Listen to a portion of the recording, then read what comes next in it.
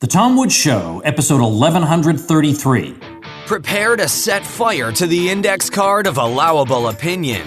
Your daily dose of liberty education starts here. The Tom Woods Show. Folks, in 2018, more people than ever are going to be starting up a side hustle online. I know how to do this, and I'll show you step by step exactly what I do in my free ebook, 5 Paths to an Online Income. Grab it over at pathstoincome.com. Hey everybody, Tom Woods here, talking once again to our friend Eric Peters, who brings us up to date periodically on what is going on in the world of cars and libertarianism. Eric is an expert on automobiles. I don't know what else to say. He just knows everything about everything. And he is a hardcore Rothbardian libertarian, and you put that together, and that is a heck of a combination. And I can't tell you how many people have said, I am not a car enthusiast, so I didn't think I would like the Eric Peters episodes, and they turn out to be absolutely outstanding, because it's just fascinating to listen to Eric, and he's such a good guy, and I'm just so happy to have him on for yet another update from the world of cars. Eric, welcome back. Good to be back, Tom. Thanks for having me. It's been quite a while, and glad to talk to you about a bunch of libertarian topics related to cars. But I'd like to start off with your impression of the 2018 model year, given that I know you test drive a lot of cars and you've written a bunch of posts about a lot of cars. And I guess I've asked you in the few years that we've been doing this, I always ask things like, are there any surprises this year? Anything that's a lot better or a lot worse, or a dark horse kind of car that just snuck up on you? Anything interesting you can share with us? Yeah, there's a general trend toward very small and heavily turbocharged engines that are being put into large vehicles. For example, a week ago, Ford sent me the Expedition to test drive, and that's a full-size SUV, 3 rows of seats, weighs about 6,000 pounds, and it comes with a V6, and no V8 is available. The V6 has a pair of turbos hanging on it to make up for the power that is lost by getting rid of the V8. And the reason for this isn't market demand. It's not that the buyers are looking for this. It's because all of the manufacturers are trying to cope with the government's fuel economy standards, their mandates, which are much in the news right now.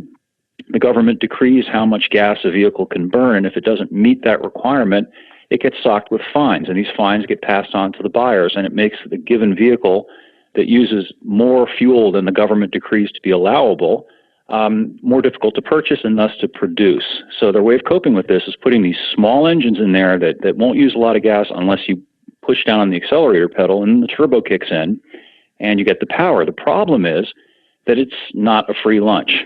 You're talking about additional parts, additional components, and those add to the price of the vehicle. And potentially also down the road, when those parts begin to wear out and fail, they can be very, very expensive to replace.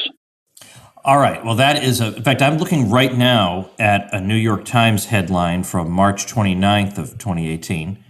EPA prepares to roll back rules requiring cars to be cleaner and more efficient. Now, I realize we're going on a bit of a tangent. I do want to get back to the main question that I asked you, but you were telling me before we went on that there is a confusion, perhaps deliberate, being spread in the media about the nature of these regulations. Yeah, I would not characterize it as confusion. I would characterize it as deliberately misleading. Yeah, I feel silly even for saying confusion. Sorry about that. I accept your friendly amendment. Well, the regulation at issue is something called the Corporate Average Fuel Efficiency requirement, and that dates back to 1975, and it arose out of the oil embargoes that were imposed by the OPEC nations back at that time that resulted in gas lines and so on. So the government passed this law that imposed these mandatory minimum fuel economy averages that all manufacturers had to comply with. But the point for our discussion is that it's about fuel economy, period. It has nothing whatsoever to do with vehicle exhaust emissions. And for the media to characterize it as being an emissions issue is profoundly disingenuous, if not deliberately dishonest. And I think that they're doing it, frankly, that way because it's become very hard for them to sell the idea that the government has any business telling people how much gas their vehicle should use. After all, you're buying the vehicle, you're paying for the fuel. And people are voting with their pocketbooks, and they're continuing to buy big SUVs, pickup trucks, minivans, larger vehicles generally, because they meet the needs and wants of the buyers. And some people in certain quarters are very frustrated by this. So I think they've begun to characterize this as an issue of air quality and pollution and public health in order to sort of shame people into feeling that, well, maybe we really need to do something to save the planet and save public health. And they're conflating these two things. And again, I think it's extraordinarily dishonest that they're doing that. All right, well, let's try and find some good news in the midst of all this. No doubt there's some cronyism involved, but still, I think by and large what you have is a private sector that is trying its best to produce what it can under the circumstances. Now, at the same time, It's not that the private sector is full of angels either, because they're also giving us these crazy cars that tell us what to do all the time. We'll get to that a little bit later. But still, they are doing their best, and I'm curious to know how well they're succeeding, particularly in this model year. Well, they're succeeding phenomenally. And they have managed to maintain and even increase the power and performance levels of vehicles. The average new car today is significantly more powerful and more capable. It accelerates more quickly and so on than its counterpart of even 10 years ago. And at the same time, placate the government and these mandates that continue to issue out of Washington. In the case of that Ford Expedition that we were talking about a few moments ago, you still have tremendous horsepower and torque. The Expedition can pull, I think it's 9,300 pounds. So you don't lose any of the capability and the performance. They've managed to keep that up. The problem is that we're paying for this, and it's, in my opinion, not characterize it as the hidden cost of the government. The government is doing this to us. We're paying for it. And meanwhile, the government is posing as being our benefactor and giving us vehicles that save more gas, but they also cost us more. So my question is, on balance, who benefits from this?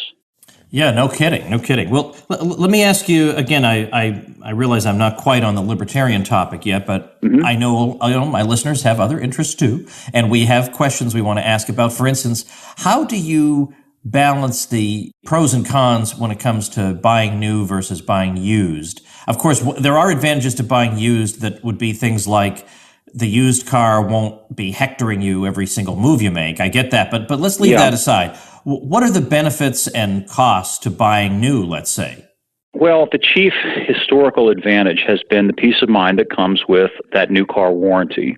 And most of the manufacturers have upped their game on that count to ease the fears of buyers. For example, Volkswagen, which has gone through this gauntlet of abuse over the TDI cheating scandal, has upped the standard warranty on its cars to, I think it's 6 or 7 years and 60,000 miles. And that's the full car coverage, not just the engine and transmission. And that's an industry-wide trend. So that's probably the chief advantage, is the peace of mind, not having to worry about anything breaking, or rather, if it does break, somebody else is going to pay for it. That's probably the chief advantage to buying the new vehicle, leaving aside the fact that it's new and you're the first person to drive it and all of those intangible things. Now, on the flip side of it, buying a used car, you'll generally save a lot of money because the depreciation rate on most new cars is astounding. Typically, any car that you buy 2 or 3 years from now, it's going to be worth about 30% less than what you paid for it. So looking at that from a different point of view, if you bought that car 2 or 3 years old, you get about a 30% discount off of its original sticker price. Yeah, so I know an extremely wealthy person who buys only used cars because he just feels like, I know I have enough money to do whatever I want, but that doesn't mean I want to do stupid things with my money, and therefore I'm going to buy a used car. And that's why he's wealthy. Yeah. Now, I'm not doing too badly, but at the same time, I go for that mystique. I go for the new car mystique. They saw me coming a mile away, Eric. I mean, I go for it. Yeah, I mean, there's absolutely nothing wrong with that. There's nothing whatsoever, morally dubious about buying a new car. It's a way to treat yourself, reward yourself for hard work. But as with anything, not just cars, there are pros and there are cons to it. I think right now, though, a new variable has been tossed into the equation, and you touched on it briefly a moment ago when we were just starting that discussion. And it has to do with the stuff that they're putting into new cars. And it's not just the nanny stuff, the pestering, the buttons and the buzzers and the lights. It's also this extremely elaborate technology that they're putting into vehicles, again, because of the need to comply with the federal mandates. Both Ford and GM, just to cite two examples, are putting 10-speed automatic transmissions in many of their vehicles. They jointly developed this transmission, and they're doing that because of the leverage advantage of that 10-speed that gives you an incremental improvement in overall fuel economy. But that is a very expensive transmission, and if it should fail on you post-warranty, you could potentially be looking at a bill of $4,000 or $5,000 for a transmission, and that can be a game ender for a vehicle, particularly if it happens when the thing is 10, 11 years old and it's only worth $8,000 at that point. Yeah, no kidding. I was going to say about a year and a half ago, I actually gave away a car. I gave away a car to whoever was my most successful affiliate for my Liberty Classroom program. And so it made people compete like crazy selling that thing, which was just what I wanted to happen. Mm-hmm. And then I gave away cash prizes for 2nd through 10th place. And I partly did it because I thought, I can. I'm doing it because I can. And there's a certain mystique about a guy who can give away a car. I just couldn't resist it. So I did it. So I thought, I'm not going to give away, I could give away a Nissan Sentra, which was, what is it? No, not Sentra. What's the low? Is it the Sentra that's the lowest? The Versa? End? No, the Versa. The Versa. Is sorry, that's what I meant. Yeah, of course not the Sentra. Yeah, I meant the Versa. I could have given away the Versa, but I thought I think I want to go just one level up so that I'm not obviously giving away the worst car there is. I mean, you know what I mean when I say worst. So sure. So I did the Budget price car. Right, exactly. So I did the Kia Soul. Could have done the Kia Rio at that time, but I did the Kia Soul. And anyway, it was fun. But it made me suddenly interested in lower-end cars because I was searching around for them. And that made me wonder, given that a low-end car today has amenities that no one could have dreamed of in a high-end car 20 years ago, how do you evaluate this decision? Do I buy a brand-new Nissan Versa or a 2-year-old Toyota, whatever would be somewhat in the same kind of ballpark, but a little bit better, but used? Well, our frame of reference really needs to change. This idea of low-end cars, that's really not an editorially accurate term any longer, given that a car like the Versa, had one of those a couple months ago, incidentally, comes with a touchscreen, it comes with air conditioning, it comes with power windows and locks, it comes with all of the amenities that used to characterize at least a nicely equipped car, if not a luxury car. So in terms of amenities, there really is no such thing as the cars you and I grew up with. When you talked about a low-end car, you talked about something like a Chevy Chevette that had floor mats and maybe an AM radio and a speedometer and a fuel gauge, and that was pretty much all you got. Remember those cars? Oh, yeah. That does not exist anymore. So you're not suffering, you're not enduring anything by buying an inexpensive car. The chief differentiator today is power and performance. Typically, as you move up the food chain, you get more engine and more power. And you also have access to some other gadgets as well. But that's the chief differentiator. That and, of course, the status. A lot of people are just paying extra money because they like the prestige that goes with the more expensive and higher brand car. I don't know anybody like that, Eric. I have no idea what you're talking about. Okay. Anyway, well, I still haven't, though, managed to get you to name me some specific ones. So now you have to. You got to give me a few at different price points that you think are worth consideration. Well, one of my personal favorites is the Toyota Corolla, and nominally that car is in the compact class and the entry-level class.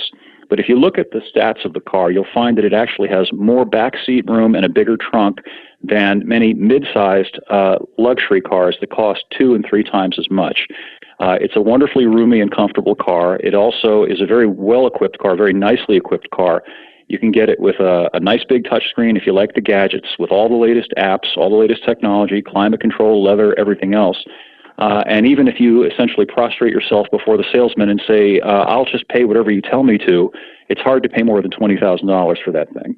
That's one of my personal picks of the litter.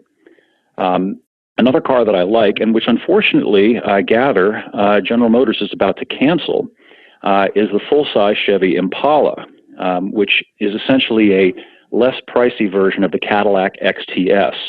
And it's a nice, big American car, kind of like they used to make them, except it's not rear-wheel drive and it doesn't have a V8 engine. But it's wonderfully posh. It's an impressive-looking car. It's a quiet, smooth car.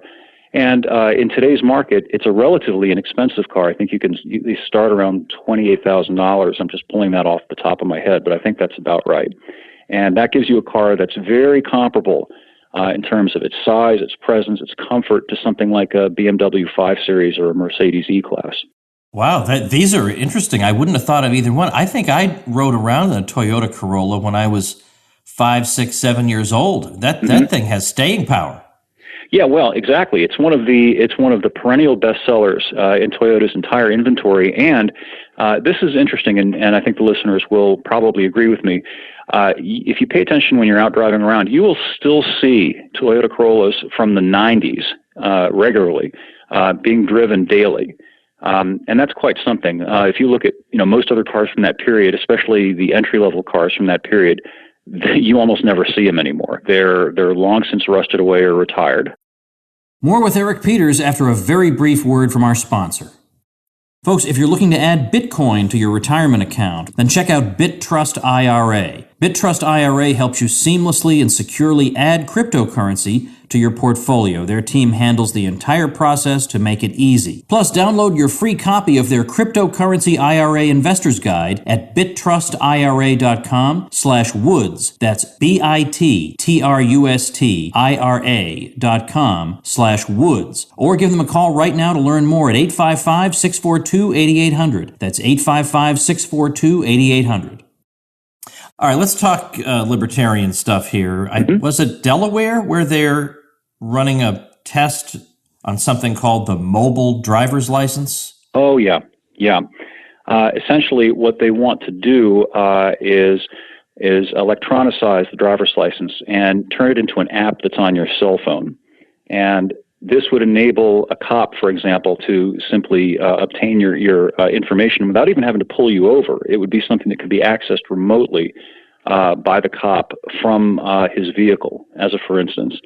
And it would also incorporate all of the data that's being included into this, the real ID and the biometric stuff, the data about your not just your driving record, but literally everything. They put barcodes on a lot of the current driver's license. And in some states, you're required to give them a fingerprint or even an iris scan, and all of that data too is incorporated into these smart cell phone mobile IDs. So, what's the problem with this? If you're not doing anything wrong, Eric Peters, why would you be afraid of being monitored? Well, that's just it. That's just exactly it. I read once, and I can't recall who is the author of this quip, but I find myself in agreement with it, and it is that one of the hallmarks of a civilized society is privacy. And that if your privacy can be violated at will by the government, then you no longer live in a civilized society. And that's a sentiment that I very, very profoundly agree with. Before we move on to looking at something that's in the private sector itself that's kind of annoying, let's talk about this a bit further, because as with things like Facebook and Twitter, it's not just state actors that have access to data about your behavior and your whereabouts and things like this. It's also the, so-called private sector in this case. And I wonder if there's a similar thing going on with the cars. Sure, of course there is. From a purely technological point of view, it's exactly like the thing with Facebook. If the government can access at whim this data remotely through technical means, then certainly private actors who have the desire to do it and obtain the means to do it can do the same. So it exposes all of your data, and there's a lot of data now on these smart driver's licenses, these real IDs, to these people, and there you go. All that stuff is out there in the commons, and it's a very significant security issue as well as a privacy issue. All right, so let's talk about. You've got a post over at epautos.com about cars that parent us. And we've been over this before, but they are coming up with new and irritating ways all the time for the car to second guess you. And the car's judgment is not always better than yours, it turns out. No, it's very peremptory. One of the unintended consequences of government safety standards, I'll just get into this one particular example, has been that cars now are almost tank-like, and they have very thick A-pillars, B-pillars, C-pillars, trunks that are high up in the air. It makes it very difficult to see outside of the car. Visibility in the typical new car is atrocious compared to what it was, say, 10 or 20 years ago. And so as a result of that, they've put these backup cameras in the cars. And now you're supposed to use the backup camera to back up. Well, I'm old enough to have learned to drive before there were cameras. And sometimes when I'm trying to park my car curbside, I like to crack the door open to look, see where I am in relation to the curb, because the eye, the human eye, assuming you have good vision, has depth perception, and you have a sense of spatial relationships that you don't get with these cameras. Well, I had a BMW, I think it was a 6 Series, a couple of months ago, and if you try to do that, the car will countermand you, and it will take the transmission out of gear. It will not let you back the car up with the door open if you're cracking the door to look behind you and try to back up that way. Yeah, and so it's that, but I mean, at first it used to be that it would ding a few times if you didn't have your seatbelt on. Mm-hmm. That was the camel's nose in the tent. Yep. Was the old seatbelt dinging, and then that dinging would go away, and you'd just keep driving. Yep. But just on that seatbelt thing, I mean, they just will not stop. They're just going to torture you that whole ride. Well, it's even worse than that. I often take my laptop, which is a MacBook Air. So if you're familiar with Macs, and the car thinks the car thinks it's a passenger. Exactly. So yeah. this computer, which can't weigh, I don't think it weighs 3 or 4 pounds, if that. I put that on the seat, and the button, the buzzer starts to go off, the light starts to flash, driving me crazy, and then I have to buckle in my computer or contend with this buzzer that's going off in my ear constantly. So that's definitely a biggie. That's the one that we've most been tortured by. But there are a whole bunch of things now about lane changes and going in reverse and things of this nature. And I don't know. I mean, maybe these things make you safer. I don't know. That's not really the main question to me. I'm wondering I wonder if they are counterproductive in some cases. I think that they are, and I'll give you 2 reasons why. First, they're distracting. It's difficult to maintain your focus on the road when buzzers are going off. Your seat is vibrating. GM does that. They have a lane departure system where the seat begins to vibrate if you're moving out of your lane, or in many new cars, they have a lane keep assist. If you, for example, are trying to make a lane change and you cross over a double yellow line, the steering wheel will actually fight back at you and try to countermand your steering and turn in the other direction to keep you in the lane. I find these things to be very distracting. And on the other hand, the second objection that I make toward them is that they encourage passive driving. All of these technologies, ostensibly marketed as safety features, encourage the driver to think about other things, to fiddle with the radio, to touch the screen, to text, to call, instead of being focused on the task at hand, which is to drive the car. Yeah, no kidding. No kidding.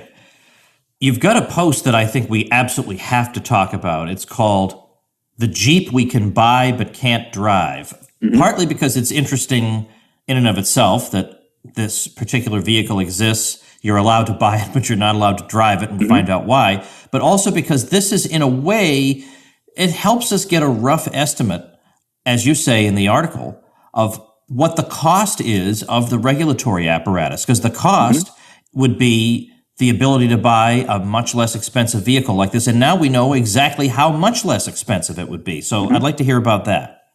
Well, there are a number of vehicles that are available in other countries that are illegal to sell in this country for chiefly 2 reasons. They don't meet either federal emission standards or they don't meet DOT safety standards. So if you bring them into the country, there was a case about a year ago where some Land Rovers were brought in that weren't certified to be in the United States. And they actually sent armed SWAT teams to these people's homes to confiscate the vehicles. So there's that. Then you have vehicles like this. It's called the Mahindra Roxor, and essentially it's a reproduction of a 70s era Jeep CJ. Mahindra is an Indian company, and they licensed the old Willys Jeep for many years, and so they've decided to reproduce this. But the way they get around the EPA and the DOT is to market this as an off-road only vehicle. So you can buy it. It's legal to buy it, but you can't register it and put license plates on it and drive it on public roads. So essentially it's for people who live out in the country and have pasture land and fields and so on to drive out in the fields. So give me some numbers associated with this vehicle. Okay, they are selling this for about $15,000. Now, to put it into context, the least expensive EPA DOT certified analog that you can buy and drive on public roads is the current Jeep Wrangler. And its base price is a bit over $27,000. So The disparity is about $12,000 between the two. So $12,000 then represents what? Let's just be blunt about it. What does that represent? Well, it represents two things. It represents the cost of complying with the EPA and the DOT. And in my article, I separate out those two. I think I'm a libertarian, so you know where I stand on a lot of these issues. I think that you can make a legitimate argument that that you don't have a right to spew pollution out in the commons. I accept that there has to be some way to moderate the emissions. You can make a legitimate case for that, in my opinion. But the safety stuff is another matter. I don't think it's the government's business. Frankly, it's nobody else's business whether my car or your car has airbags, as a for instance. If you would like to have airbags in your car, you certainly should be free to buy them, but I don't think that they should be forced on people. That's where the big cost comes in. The reason you don't see vehicles like this on the public roads anymore, and this is a very simple vehicle, has no airbags. The doors can be physically removed, the window can be dropped. It would never pass any of the current government crash test standards. And because of that, it's inexpensive. It's extraordinarily expensive to build a car to meet the DOT safety standards. Almost every new car has a minimum of at least 6 airbags, and some, believe it or not, have as many as 12 to 15 airbags. 12 to 15 airbags? Yep. The smart car has that many. Remember the little smart car? Yeah. Does that not exist anymore? They're still making it. I'm not sure whether they're going to continue to make it next year, but because it's so small, the only way it can be made safe is to put that many airbags in the thing. Oh, gosh. Yeah. So if you took that out of the equation, those are expensive, and it's not just the airbags. These things are physically built into the structure of the vehicle. It's not as though they're grafted on. They have to design the whole car around this, including the dashboard, the steering wheel, the doors, the A-pillars, and all of that stuff. Very, very expensive. And of course, the back end of the car and the front end of the car have to be able to take a certain hit and crumple a certain way and all of this. So it's very, very expensive for them to do all of that. And incidentally, it also makes the vehicle that much more heavy, which means it uses more gas, ironically. So you've got conflicting fatwas, as I call them. The safety fatwas end up conflicting with the mileage fatwas. So we have heavy cars that wind up using more gas and cost us a fortune, too. Yeah, no kidding. Well, I want to make sure everybody remembers that there is nobody like Eric Peters out there that I know of who's dedicated to cars, who's also a hardcore libertarian, who'll give you great car analysis, great libertarian analysis, and a lot of the time, both at the same time. Now, even though I like my car and I like driving as much as the next guy, I wouldn't describe myself as a car enthusiast, but I know I recognize the importance of what you're doing, and that's why you are one of a handful of people I support every month. I send some dough your way every month because I'm glad you're doing what you're doing. You're the only person doing it, and sometimes the car world is not, let's say, overwhelmed with libertarian perspectives. So I'm glad you're out there. Basically, you, Scott Horton, antiwar.com, 10th Amendment Center, a handful of places like that are on shoestring budgets. I feel like, if I donate to, some crazy cause that has $1 billion budget, my donation doesn't do anything. But I really am helping to keep the lights on in a lot of these cases, and I hope the folks listening to this episode... And I thank you for that. It's absolutely my pleasure. I hope you guys will take the same lesson here. Not only visit Eric at epautos.com, sign up for that ebook because it's a book that'll help you make that decision about buying a car, but also support him. Send him a little bit of dough so that we can keep these voices alive and we can prove that we're not just blowing smoke when we say, well, in a free society, people would voluntarily donate to causes like that. Oh, yeah? Well, then let's do it. And a great way to start is at epautos.com. Help out Eric and also learn a lot. Once you go there, you'll never want to leave. That's the only drawback. So, Eric, thanks so much for your time. Sure, and incidentally, I also am happy to give advice to people. We have a button on the page that people can click. It says it's Ask Eric, and if they have a car buying question or anything related to maintenance, repair, anything like that, it's free. They can just click on it, and I'm happy to give any advice that I can. Wow, that's even. But now, come on, people. That's great. I'm not offering that, by the way. You're on your own with stuff. You got to get in my private Facebook group if you want to ask me something. That's really tremendous. So, epautos.com is the website. We'll link to a few of the items that we discussed today on the show notes page, which for today is tomwoods.com/1133. Eric, great to talk to you. Thank you, Tom. Always enjoy it.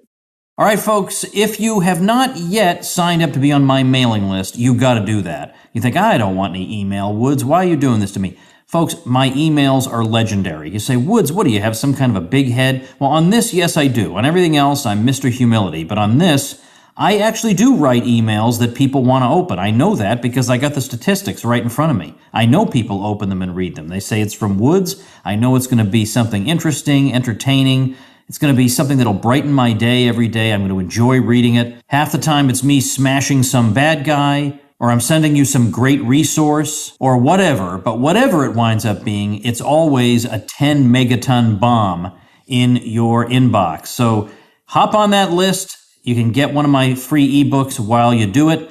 You can get my ebook about guns at wrongaboutguns.com. You can get any of my free ebooks and hop onto my Tom Woods letter list over at tomsfreebooks.com. I guess I got to put that guns one over there. I've been too lazy to do that. I'll get to that at some point. All right, everybody, thanks for listening. Become a smarter libertarian in just 30 minutes a day. Visit tomwoods.com to subscribe to the show for free, and we'll see you next time.